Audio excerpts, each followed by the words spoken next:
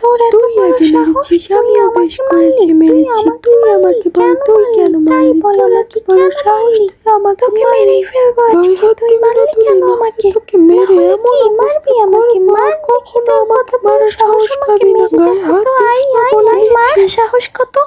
সুমন, তুলি, কি হচ্ছেটা কি? সেই কখন থেকে শুনছি তোরা দুটোতে মিলে ঝামেলা করেই যাচ্ছিস।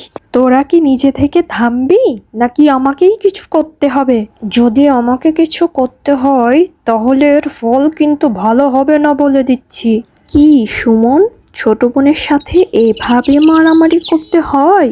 এতই যখন বোনকে মেরে খুশি হোস, তাহলে সেদিন যখন রাকিব তুলিকে মেরেছিল তখন তুই উল্টে যেয়ে রাকিবকে মেরেছিলি কেন? তোর তো আরো খুশি হওয়ার কথা ছিল।